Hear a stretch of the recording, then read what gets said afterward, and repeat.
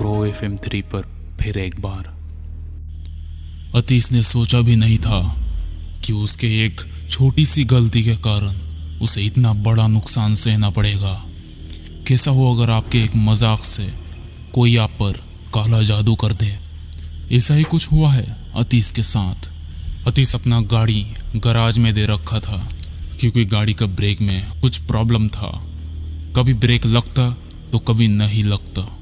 2 दिन पहले ही अतीश के साथ एक हादसा होते होते बचा, लेकिन गाड़ी अभी भी ठीक नहीं हुई थी। रात के 8 बज गए। अपने कपड़े के दुकान को बंद करके वो जा रहा था घर, उस गराज में रखा हुआ गाड़ी को ही लेकर। लेकिन जाते जाते वो रुका स्नेहा के घर के बाहर। जब उसने स्नेहा को कॉल किया, आज दोपहर को ही स्नेहा के साथ झगड़ा हुआ था। किसी और लड़के को अतीश ने देख लिया था स्नेहा के साथ। उसने बहुत बार ट्राई किया, लेकिन फ़ोन कभी बिजी आ रहा था और कभी फ़ोन उस तरफ से कट जा रहा था। गुस्से में अतीश घर की ओर बढ़ गया। घर पहुंचते ही माँ ने खाने के लिए पूछा था। अतीश ने मना कर दिया। गुस्से से लाल होते हुए अतीश अपने कमरे में गया। वो कुछ देर रोया भी, सिगरेट पीने लगा और मोबाइल चलाते हुए वो स्नेहा की फ़ोटो देख रहा था। लेकिन तभी उसके दिमाग में एक आइडिया आया। उसने फ़ोन में ही ब्राउज़र ओपन किया और सर्च करने लगा, लड़कियों को कैसे मनाया जाए किसी भी बात पर। उसने 2-4 आर्टिकल देखे। उसके बाद उसके नीचे एक आर्टिकल अजीब सा दिखा।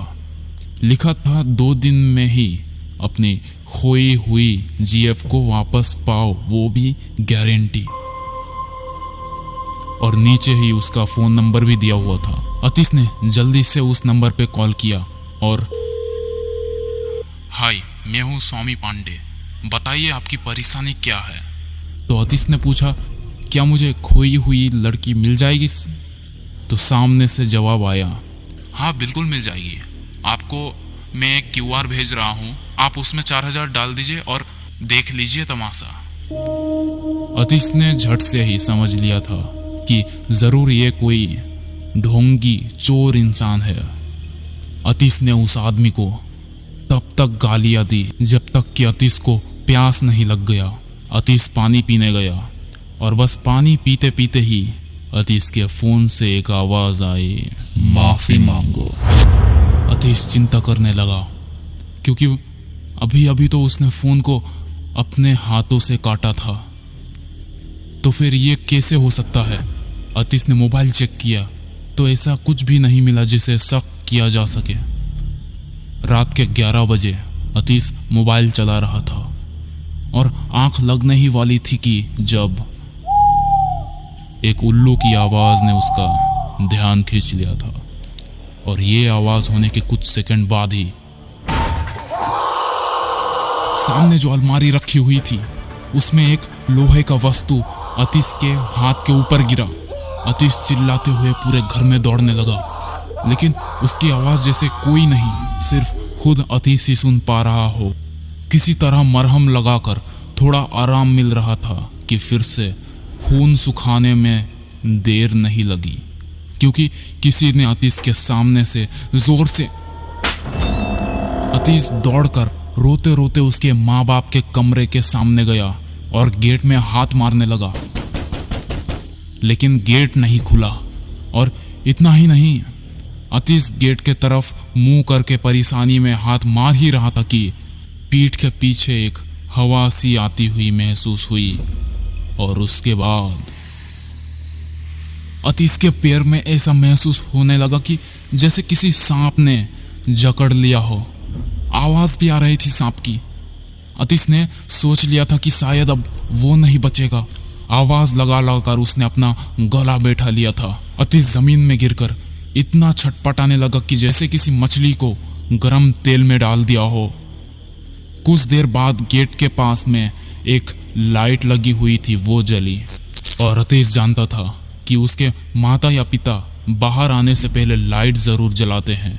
और यही सोचकर अतीस भी चैन की सांसें ले ही रहा था कि लाइट बुझ गई और फिर जली।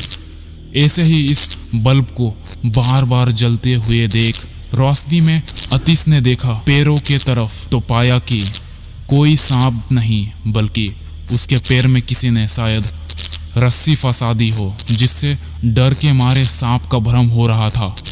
और जब ही अतीस उस बल्ब के पास आया तो बल्ब उसके चेहरे के सामने जोर से फटा। ऐसा लगा मानो कुछ देर के लिए उसके आंखों की रोशनी चली गई हो। बदहवास सा अतीस फिसलकर नीचे जोर से गिरा और अगली बार आंख सीधे डॉक्टर के क्लिनिक में खुली। डॉक्टर ने हाथ पर बैंडेज और चेहरे में भी बैंडेज कर रहा था। डॉक्टर ने कुछ दवाइयाँ लिखी और 2-3 दिन के लिए आराम करने को कहा। अतीस को दुकान की फिक्र हो रही थी। अतीस अब अपने घर में आराम कर रहा था, जबकि उसके फ़ोन में एक मैसेज आया। मैसेज में लिखा था, माफ़ी मांगो। इसे पढ़कर अतीस ने पूछा कि तुम कौन हो। अब जवाब आने ही वाला था कि अतीस की माँ कमरे में पहुंच गई और उसे दवाई खिलाने लगी। लेकिन बात सिर्फ इतने पर ही नहीं रुकी। जब उसकी माँ ने पट्टी करते करते फ़ोन पर वो सारी मैसेज देख ली, अतीस ने तो अपने माँ को दोस्त का बहाना देकर मना लिया। घर में पूरे दिन आराम करते करते शाम ढल के रात हो गई थी। अतीस अब चिड़चिड़ा सा होने लगा। अतीस उठकर जब घर के गेट के सामने गया तो अतीस का ही पालतू कुत्ता उसके ऊपर ही भौंकने लगा था। अतीस अब सोच में पड़ गया कि आजकल उसके दिन खराब क्यों जा रहे हैं। पहले गाड़ी का ब्रेक फेल हुआ, फिर झगड़ा हुआ, फिर धमकी मिली। अब अतीस का दिमाग चला कि कहीं ये सब उसके वजह से तो नहीं हो रहा। जल्दी से अतीस घर के अंदर गया और जाकर मोबाइल चेक किया और जो मैसेज उसे उस वेबसाइट से आया था जिसमें लिखा था, माफ़ी मांगो वरना और भी बुरा होगा। अब अतीस ने सोचा कि थोड़ा सोच समझ कर बात करनी पड़ेगी वरना अंजाम बुरा हो सकता है। उसने फिर एक बार पूछा, तुम हो कौन? तभी फिर से जो आवाज सुनाई दी। अतीस समझ चुका था कि फिर कुछ ना कुछ तो गलत होने वाला है, तो उसने खुद को कमरे में बंद कर लिया। दरवाजा खिड़की सब बंद या लॉक किया। उसके बाद बिस्तर पर बैठ गया। लेकिन रूह तो तब कांप गई जब नीचे से उसकी माँ की चीख सुनाई दी। अतीस अब झट से गेट के पास गया और खोलने की बहुत कोशिश की, लेकिन वो गेट जाम हो गया था। इसलिए अतीस थोड़ा पीछे हुआ और जोर से जब दौड़कर वो अपने माँ के पास पहुंचा तो दिखा कि देर हो चुका था। माथे से खून कुछ ज्यादा ही बह चुका था और फिर तभी उसके पिता भी वहां पर पहुंच चुके और जल्दी से उसे हॉस्पिटल ले जाने लगे। अतीस भी गाड़ी में माँ को लिए बस किसी तरह माथे से बहता हुआ खून को रोक रहा था। लेकिन एक और चीज होनी बाकी थी। घबराहट में गाड़ी चला रहे थे उसके पिता, जब सामने से अचानक एक और गाड़ी दिखी और ब्रेक ने उनका साथ छोड़ दिया।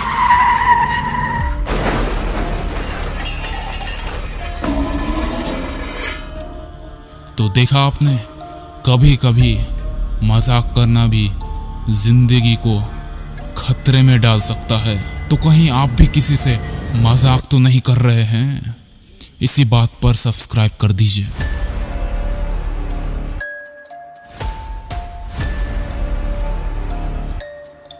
अगर आपको भी ऐसे ही कहानी भेजना है तो नीचे हमारा इंस्टाग्राम का लिंक है, उसमें मैसेज कर दीजिए। आज के लिए इतना ही, बस मिलते हैं अगली वीडियो में।